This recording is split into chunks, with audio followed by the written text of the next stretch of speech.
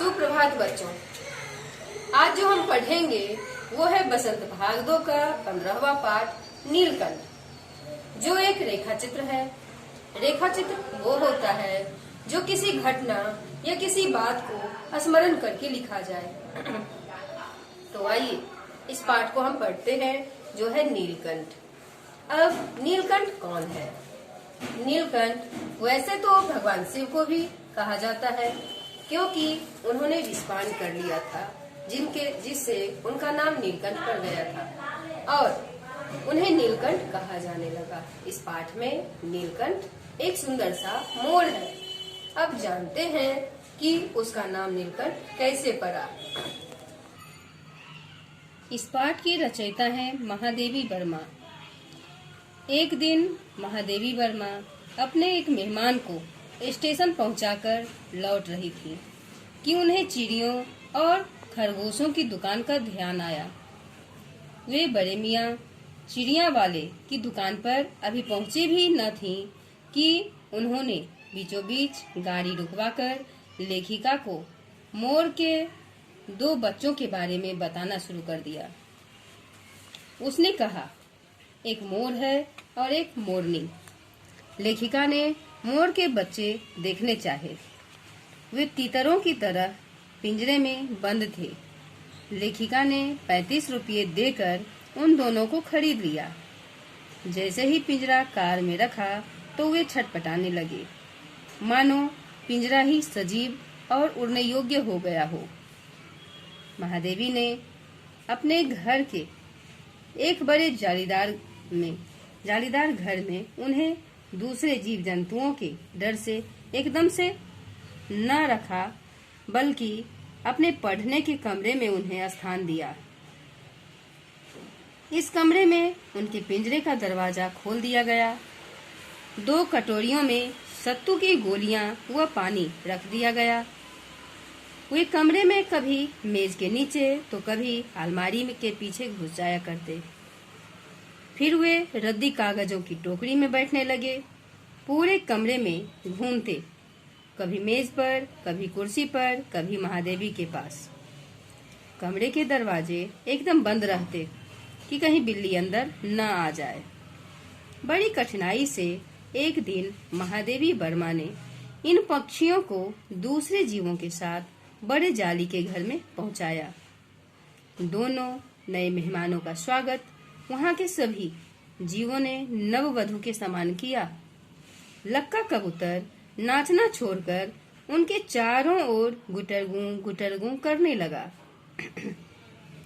बड़े खरगोश सभ्य सभासदों की भांति क्रम से बैठकर गंभीर भाव से उनका निरीक्षण करने लगे। उनके गेंद जैसे छोटे खरगोश उनके चारों ओर उछल कूद मचाने लगे। तोते एक आंख बंद करके उनका परीक्षण करने लगे, मानो चिड़ियाघर में भूचाल आ गया हो। धीरे धीरे मोर के बच्चे बढ़ने लगे।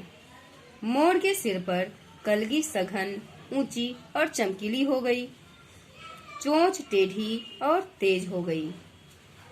गोल आंखें इंद्रमणि की नीली चमक की भांति चमकने लगी। लंबी हरी और नीली गर्दन पर उसके हर भाव से धूप छाही की तरंगें उठने लगती। लंबी पूंछ व पंखों में इंद्रधनुषी रंग दिखाई देने लगे। मोरनी का विकास मोर के समान चमत्कारिक तो न हुआ, परंतु उसकी लंबी गर्दन, चंचल कलगी पंखों की श्वेत श्याम पत्र लेखा कम मनभावन न थी।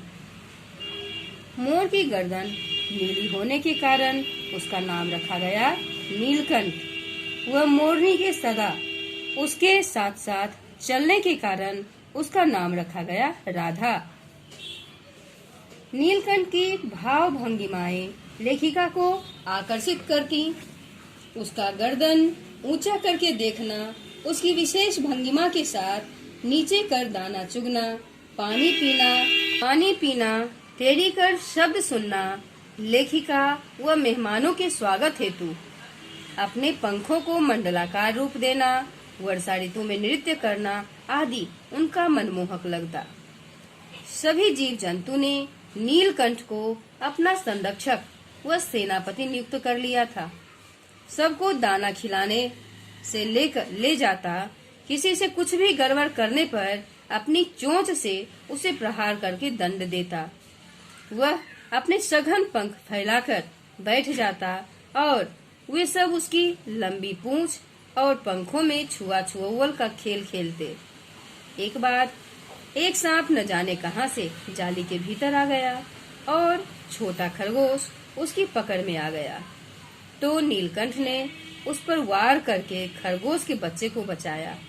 राधा ने अब तक दूसरे जीव जंतुओं को सूचित किया, तब तक वो नीलकंठ सांप के 2 खंड कर चुका था। वसंत ऋतु में जैसे ही आम के वृक्ष फूलों से लद जाते, अशोक के नए लाल पत्ते पल्लवित होते, तो नीलकंठ जाली घर में बंद न रह पाता, उसे बाहर ही छोड़ना पड़ता। नीलकंठ और राधा की प्रिय ऋतु थी वर्षा। मेघों के आने से पहले ही हवा में सजल आहट वे पा लेते थे। वर्षा होते ही मोर का गोलाई में पंख फैलाकर नृत्य करना मनभावन होता था। मेघ की गर्जन के ताल पर ही तन्मय नृत्य आरंभ होता। फिर जितना मेघ अधिक गरजता, जितनी बिजली चमकती, बूंदों की रिमझिम जितनी अधिक होती, नीलकंठ के नृत्य का वेग भी वैसे ही तेजी से बढ़ता जाता। राधा नीलकंठ के समान नाच नहीं सकती थी, परंतु उसकी गति में भी एक छंद रहा करता था। वह नृत्य में मग्न नीलकंठ की दाहिनी ओर से पंख को छूती हुई बाईं ओर निकल जाती और बाएं स्पर्श से दाहिनी ओर, इस प्रकार पूरा ताल परिचय देती। एक दिन किसी काम से लेखिका नखास कोने से निकली, तो बड़े मियाँ ने कार को रोक लिया और उन्हें एक मोरनी दिखाई जिसके पंजों की उंगलियां टूटी हुई थी। उसने बताया कि चिड़ीमार ने ऐसा किया है। महादेवी ने 7 रुपये देकर उसे खरीद लिया। पंजों की मरहम पट्टी करने से 1 महीने में वह अच्छी हो गई। वह थोड़ी डगमगाती हुई चलने लगी। उसे भी जाली घर पहुंचाया गया। वह उसका नाम रखा गया कुब्जा।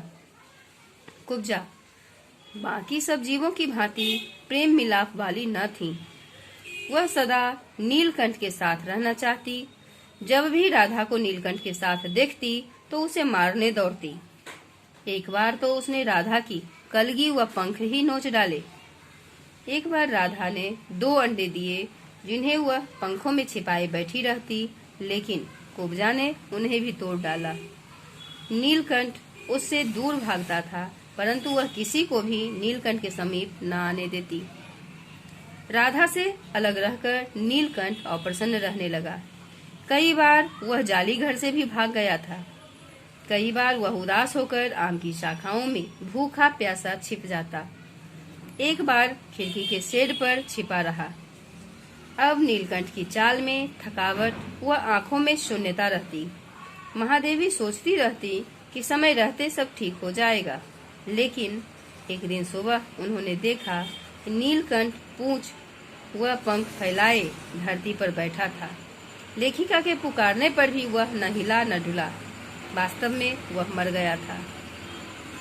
महादेवी ने उसे अपने शॉल में लपेटकर गंगा की लहरों में प्रवाहित कर उसका अंतिम संस्कार कर दिया। राधा उसकी मृत्यु के बाद सदा उसके इंतजार में रहती कि वह आ जाएगा। वह अपने आप में अकेली होते हुए भी दुकेली थी, क्योंकि उसे हर पल नीलकंठ के साथ होने का एहसास रहता था।